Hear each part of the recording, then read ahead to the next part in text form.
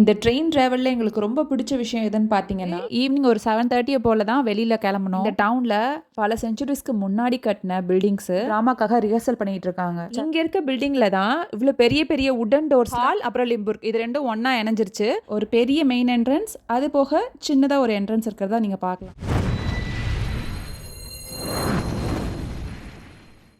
Hi, welcome back to Neela tales. ஜெர்மனியில் ரீசெண்டாக ஸ்வேபிஷ் ஹால்னு ஒரு சின்ன டவுனுக்கு தெரிஞ்சவங்க வீட்டுக்கு போயிருந்தோம். ஃப்ராங்க்ஃபர்ட்லேருந்து டோட்டலாக 3 ட்ரெயின் மாறி போனோம். இதுதான் நாங்கள் ஃபர்ஸ்ட் ஏறின டபுள் டெக்கர் ஆர்இ ட்ரெயின். இதில் வந்து 2 ஆர்இ ட்ரெயின் கனெக்ட் ஆகி இருந்துச்சு. இதில் ஒரு ட்ரெயின் கொஞ்ச நேரத்திலே வேற ரூட்ல மாறிடும். ஸோ நாங்கள் ஏறும்போதே கரெக்டான ட்ரெயின் நம்பரை பார்த்து ஏறிட்டோம். இந்த 2 ட்ரெயினையும் டிஸ்கனெக்ட் பண்ணும்போது அனௌன்ஸ் பண்ணுவாங்க. என்னென்னா ஜெர்மனில் அனௌன்ஸ் பண்ணுவாங்க. ஸோ எதுக்கு நமக்கு வம்புன்னு சொல்லிட்டு நாங்கள் ஃபர்ஸ்ட்லேயே கரெக்டாக நம்பர் பார்த்துட்டு ஏறிட்டோம். டபுள் டெக்கர் ட்ரெயினில் ஏறிட்டு கீழே நமக்கு என்ன வேலை, நேராக மேலே போயிட்டோம். ஜெர்மனியில் ஸ்ப்ரிங் முடிச்சு சம்மரே வரப்போகுது. ஆனால் நாங்கள் கிளம்புற அன்னைக்கு சரியான மழை. பாப்பாவுக்கு 4 days ஸ்கூல் கண்டினியூஸாக லீவுன்றதுனால தான் நாங்கள் இந்த ட்ரிப்பே பிளான் பண்ணோம். பட் இந்த 4 நாளும் நல்ல மழை. மார்னிங் 8 o'clock வீட்டிலேருந்து கிளம்புனதுனால பிரேக்ஃபாஸ்ட்டுக்கு சப்பாத்தி பன்னீர் பட்டர் மசாலா செஞ்சு எடுத்துகிட்டு போயிட்டோம். ட்ராவல் டைம் கொஞ்சம் அதிகமாக இருக்கிறதுனால பிள்ளைங்களை எங்கேஜாக வச்சுக்கிறதுக்காக தம்பிக்கு பிடிச்ச டாய்ஸும் நிலாவுக்கு கலரிங் புக் அப்புறம் கலர் பென்சில்ஸும் எடுத்துகிட்டு போயிருந்தோம். இந்த ட்ரெயின் ட்ராவலில் எங்களுக்கு ரொம்ப பிடிச்ச விஷயம் எதுன்னு பார்த்தீங்கன்னா இது டபுள் டெக்கர் ட்ரெயின்றதுனால நாங்கள் மேலே உட்காந்துருந்தோம். ஸோ வியூஸ்லாம் பார்த்தீங்கன்னா அவ்வளோ அழகாக இருந்துச்சு. வழி ஃபுல்லாக மரங்களும் மலைங்களுமாக தான் இருந்துச்சு. மலையை ஒட்டி மலை அடிவாரத்தில் நிறைய வீடுங்க இருந்துச்சு.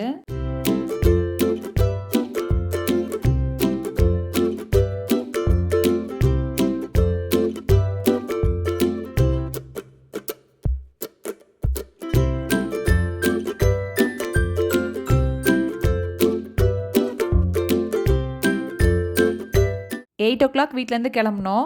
மத்தியானம் ஒரு 1 o'clock போல் ஸ்வேபிஷ் ஹாலுக்கு வந்து சேர்ந்தோம். அங்கே எங்கள் ரிலேட்டிவ் வீட்டுக்கு போயிட்டு லஞ்சை முடிச்சுட்டு கொஞ்ச நேரம் ரெஸ்ட் எடுத்துட்டு ஈவினிங் ஒரு 7:30 போல் தான் வெளியில் கிளம்புனோம். இந்த இடம் வந்து ஸ்வேபிஷ் ஹாலோட ஒரு ஹிஸ்டாரிக் லேண்ட்மார்க்குன்னே சொல்லலாம். இந்த டவுனில் பல செஞ்சுரிஸ்க்கு முன்னாடி கட்டின பில்டிங்ஸு இன்னும் நல்லா மெயின்டைன் பண்ணி அந்த பில்டிங்ஸ்லலாம் மக்கள் இன்னும் வாழ்ந்துட்டு தான் இருக்காங்க. ஜெர்மனியில் 30 years ரிலீஜியஸ் வார் ஒன்று நடந்திருக்கு. இதுக்கிடையில் பிளேக் டிசீஸ் வந்திருக்கு. அப்புறம் 1680 1728 வரைக்கும் என்விரான்மெண்டல் சேஞ்சஸ்னால ஃபயர் ஆக்சிடென்ட்ஸும் அப்பப்போ நடந்திருக்கு. இதெல்லாம் போதாதுன்னு வேர்ல்டு வார் 2 இத்தனையும் தாண்டி இங்கே இருக்க பில்டிங்ஸ்லாம் இன்னும் கம்பீரமாக நின்றுட்டு இருக்கு. இந்த சர்ச் மார்க்கெட் பிளேஸ் ஏரியாவில் இருக்க செயின்ட் மைக்கேல் சர்ச். இந்த சர்ச்சை 1427 கட்ட ஸ்டார்ட் பண்ணி 1526 தான் கட்டி முடிச்சிருக்காங்க. இந்த சர்ச்சோட ஒரு பெஸ்ட் பார்ட் எதுன்னு கேட்டிங்கன்னா இங்கே இருக்க படிக்கட்டுங்க தான். டோட்டலாக 56 ஸ்டெப்ஸ் இருக்கு. இது 1507 கட்டியிருக்காங்க. இந்த ஸ்டெப்ஸில் every year June to August open air theatre வச்சு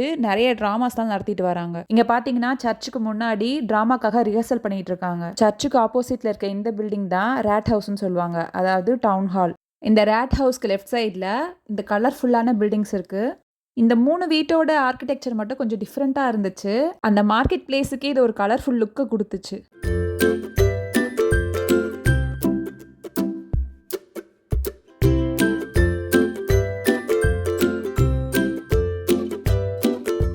இந்த பில்டிங் பார்த்தீங்கன்னா 1566 கட்டியிருக்காங்க. இப்போ இங்கே ஒரு ஃபார்மசி இருக்குது. இந்த பில்டிங்கோட right side and left side இருக்க ஸ்ட்ரீட்ஸில் இருக்க வீடுங்க தான் பார்த்தீங்கன்னா பல போர்களையும் தாண்டி எந்த பாதிப்பும் இல்லாமல் இன்னும் ஸ்ட்ராங்காக இருக்குது. இந்த ஸ்வேபிஷ் ஹாலில் இந்த ஸ்வேபிஷ்ங்கிற வார்த்தை வந்து ஸ்வேபியன் லீக் அப்படிங்கிறத ரெஃபர் பண்ணதான். இந்த ஸ்வேபியன் லீக் அப்படிங்கிறது 1488 பீஸ் அண்ட் டிஃபென்ஸுக்காக உருவாக்கப்பட்ட ஒரு அசோசியேஷன். ஹால்ங்கிறது வந்து வெஸ்ட் ஜெர்மானிக் வேர்ட்லேருந்து வந்துச்சு அப்படின்னு சொல்கிறாங்க. இதுக்கு மீனிங் என்னென்னா trying something by heating it. கிமு 400 இருந்தே இங்கே ஓப்பன் பேன் சால்ட் மேக்கிங் நடந்துட்டு இருக்கிறதுனால அதை பேஸ் பண்ணி தான் இந்த நேம் வந்திருக்கு அப்படின்னு சொல்கிறாங்க. ஜெர்மனிக்கு நான் வந்து இத்தனை நாளில் இங்கே இருக்க பில்டிங்கில் தான் இவ்வளோ பெரிய பெரிய உடன் டோர்ஸ்லாம் பார்க்குறேன். இப்போ இருக்க மாடர்ன் ஹவுஸ்லலாம் பார்த்தீங்கன்னா டில்ட் அண்ட் டர்ன் டோர்ஸ் தான் நிறையா இருக்கும். விண்டோஸும் அந்த மாதிரி தான் இருக்கும். இங்கே இருக்க பில்டிங்கில் இருக்க விண்டோஸ்லாம் பார்த்தீங்கன்னா நார்மலாக நம்ம ஊர்லலாம் இருக்க மாதிரி இருக்குது. அண்ட் உட்டனில் டோர்லாம் கூட இருக்குது அதுக்கு. இந்த பில்டிங் வந்து 1570 கட்டியிருக்காங்க. ஸ்டார்டிங்கில் ஒரு ஃபார்மசி பார்த்தோம்ல, அதோட ரைட் ஹேண்ட் சைடில் இருக்க ஸ்ட்ரீட் தான் இது. இந்த பில்டிங் பார்த்தீங்கன்னா அந்த ஸ்ட்ரீட்டோட லாஸ்ட்டில் இருக்க பில்டிங்.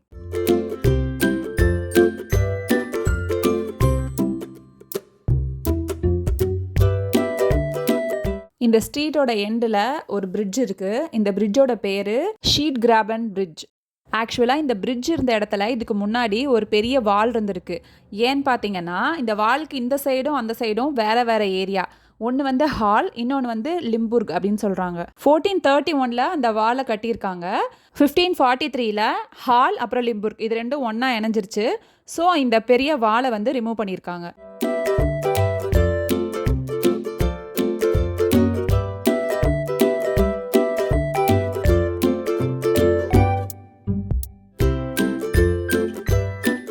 (1988) எட்கர் குட்புப் அப்படிங்கிறவர் இந்த ஸ்டெயின்லெஸ் ஸ்டீல் பிரிட்ஜ் ஸ்கல்ப்சரை செஞ்சுருக்காரு.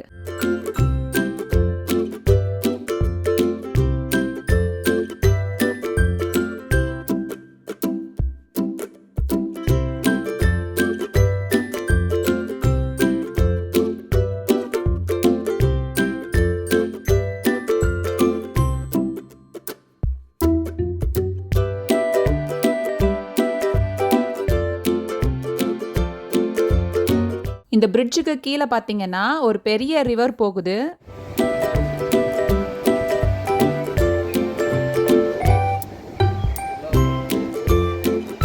இந்த ஸ்ட்ரீட்லேயும் ஃபுல்லாகவே வந்து இந்த ஓல்டு பில்டிங்ஸ் தான் இருக்குது. ஃபுல்லாகவே பெரிய பெரிய உட்டன் டோர்ஸாக தான் இருந்துச்சு.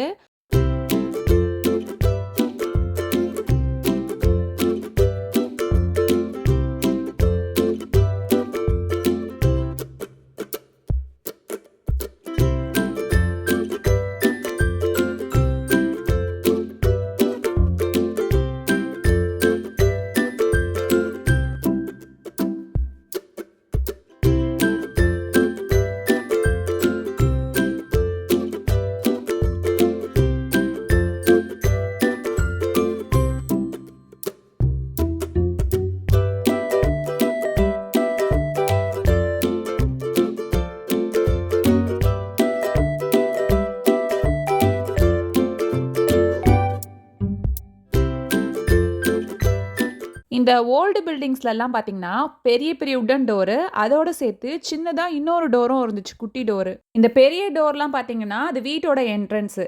அந்த குட்டி குட்டி டோர்ஸ்லாம் என்னன்னா பேஸ்மெண்ட்டுக்கான டோர். அது ஒரு காலத்தில் இந்த ஷ்வேபிஷ் ஹால் வந்து சால்ட் அண்ட் ஒயின் ட்ரேடிங்கில் ஒரு முக்கியமான இடமா இருந்திருக்கு. ஸோ இங்கே இருக்கவங்க முக்கால்வாசி பேர் அந்த ட்ரேடிங் பண்ணுறவங்களா தான் இருந்திருக்காங்க.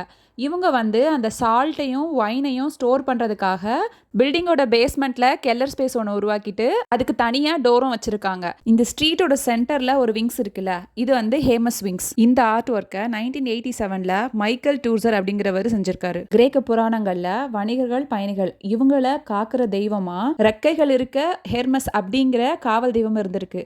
அதை மையமாக வச்சு தான் இந்த விங்ஸை இங்கே வச்சுருக்காங்க. இந்த ஸ்ட்ரீட்டில் இருக்க மோஸ்ட் ஆஃப் த பில்டிங்ஸில் ஒரு பெரிய மெயின் என்ட்ரன்ஸ், அது போக சின்னதாக ஒரு என்ட்ரன்ஸ் இருக்கிறதா நீங்கள் பார்க்கலாம். இந்த ஷ்வேபிஷ் ஹாலில் நான் பார்த்த இன்னொரு இன்ட்ரெஸ்டிங்கான விஷயம் என்னென்னு பார்த்தீங்கன்னா வீட்டுக்கு வெளியிலேயே வந்து கொடிலாம் கட்டியிருந்தாங்க துணிக்காய போடுறதுக்கு. ஜெர்மனிக்கு நாங்கள் வந்து எத்தனை நாளில் ஃப்ராங்க்ஃபர்ட்டில் இந்த மாதிரி வீட்டுக்கு வெளியில் கொடி கட்டி நாங்கள் பார்த்ததே கிடையாது. நான் இங்கே தான் வந்து அந்த மாதிரி பார்த்தேன். துணியெல்லாம் காய போட்டுட்டு இருந்தாங்க. இதில் லெஃப்ட் சைடில் இருக்க பில்டிங் பார்த்தீங்கன்னா 15th செஞ்சுரியில் கட்டின வீடு.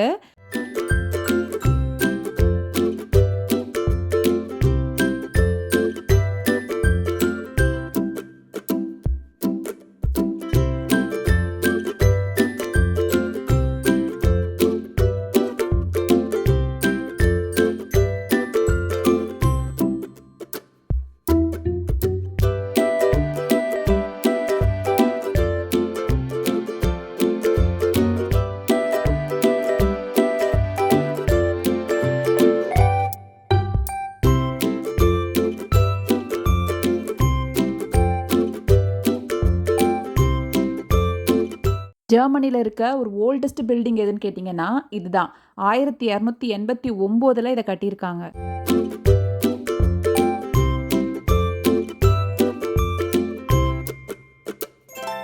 இது பார்த்தீங்கன்னா ஜெர்மனியோட ஒரு ஓல்டஸ்ட் பேங்க்கு ஸ்பார்காசே. இந்த பில்டிங்கில் இருக்க ஒரு இன்ட்ரெஸ்டிங்கான விஷயம் என்னன்னு பார்த்தீங்கன்னா 1939 இதுக்கு ஃபவுண்டேஷன் தோண்டும் போது இந்த இடத்துல 5th செஞ்சுரியில் சால்ட் ப்ரொடியூஸ் பண்ணுறதுக்கு யூஸ் பண்ண மர தொட்டிங்க, அப்புறம் களிமண் துண்டுங்க இதெல்லாம் கண்டுபிடிச்சிருக்காங்க. இந்த ஹிஸ்டாரிக் பிளேஸில் இருக்க மற்ற இடங்களை பற்றி பார்ட் 2 வீடியோவில் பார்க்கலாம். இந்த வீடியோ உங்களுக்கு பிடிச்சிருந்துச்சுன்னா ஒரு லைக்கை தட்டி விட்டுட்டு மறக்காமல் நிலா டேல்ஸை சப்ஸ்கிரைப் பண்ணுங்கள்.